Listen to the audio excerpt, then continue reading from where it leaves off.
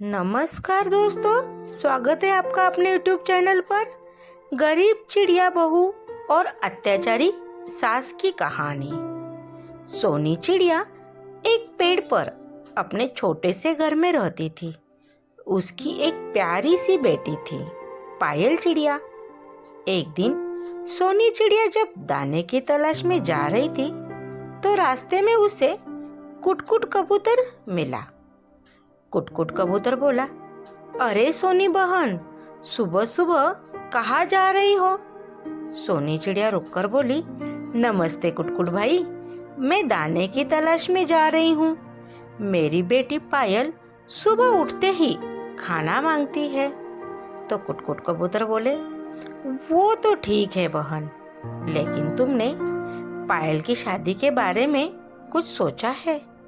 वह अब बड़ी हो गई है, उसकी शादी करनी चाहिए तुम्हें।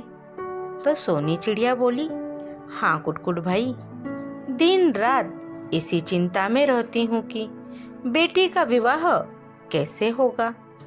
कुटकुट कबूतर बोला, मेरी नजर में एक चिड़िया है, उसका बेटा अपनी पायल बेटी के लिए ठीक रहेगा।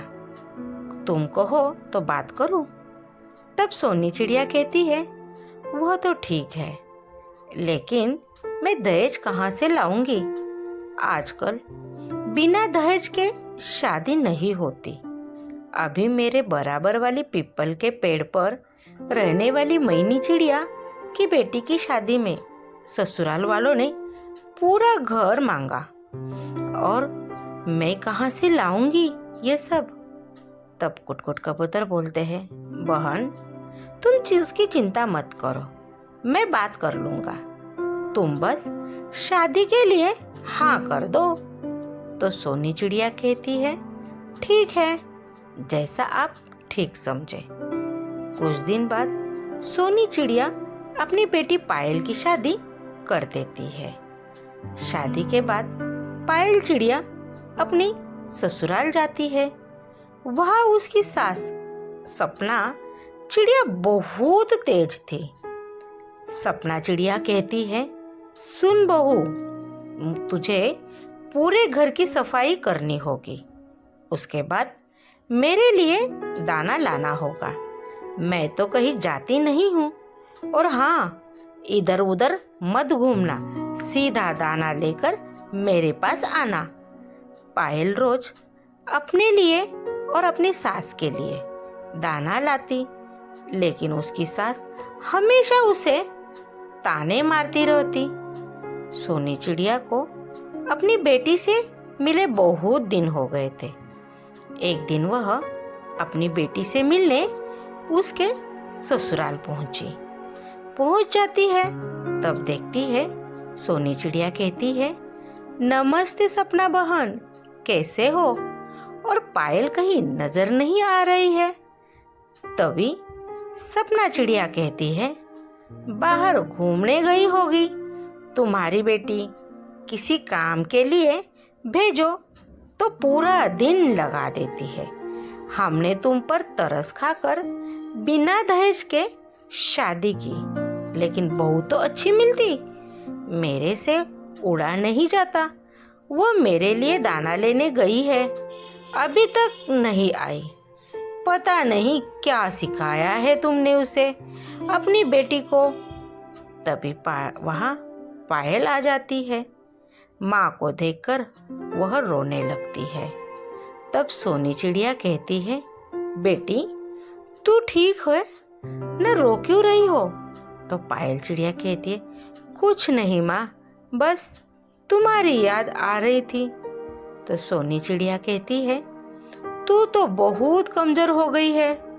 सोनी चिड़िया अब सपने संबंध सपना को कहती है, सपना बहन, अगर आप कहे तो मैं पायल को कुछ दिन के लिए अपने घर ले जाऊं? सपना चिड़िया कहती है, हाँ हाँ ले जाओ, वैसे भी यह यहाँ कुछ करती तो नहीं है। सोनी चिड़िया पायल को लेकर घर आ जाती है। घर आकर पायल बहुत रोती है।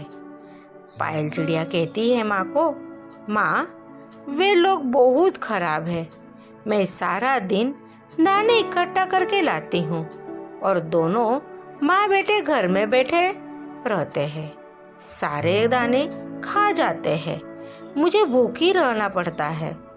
कुछ कहूँ तो मुझे दोनों मिलकर मारते हैं। मैं अब कभी वहाँ नहीं जाऊंगी। यह सुनकर सोनी चिड़िया को बहुत गुस्सा आ जाता है। वह उसी समय कुटकुट कबूतर के पास जाती है। कुटकुट कबूतर के पास जाने के बाद कुटकुट कबूतर कहता है, अरे सोनी बहन, बहुत दिनों बाद आई, सब ठीक तो है? तो सोनी चिड़िया कहती है, कुटकुट भाई, आपने कहाँ फंसा दिया? मेरी बेटी की किस्मत फूट गई। उसके ससुराल वाले उसे मारते पीटते हैं। मैं तो उसे अपने घर ले आई। कुटकुट कबूतर बोलते हैं, ये क्या कह रही हो बहन? मैं अभी उनकी खबर लेता हूँ। कुटकुट कबूतर उनके घर जाता है तो कुटकुट कबूतर वहां जाके कहता है, तुम दोनों माँ बेटे को शर्म नहीं आती? खुद घर में पड़े रहते हो और पायल बेटी को मारते पीटते हो। मैं आज ही जंगल के राजा से तुम्हारी शिकायत करता हूँ। यह कहकर वह जंगल के लिए राजा मिट्टू तोते के पास जाता है। उनसे शिकायत करता है। मिट्टू तोता दोनों माँ बेटे को जेल में डाल देता है। जेल में बैठकर दोनों रो रहे होते हैं। तभी पायल मिट्टू के पास आ जाती है और कहती है, पायल चिड़िया कहती है, महाराज, मेरे पति और सास को छोड़ दीजिए। मिट्टू तोता दोनों को कहता है और बुलाता है और कहता है, मिट्टू तोता कहता है, देखो तुम्हारी बहू कितनी अच्छी है। तुम इसे मारते थे, फिर भी यह तुम्हें बचाने आ गई।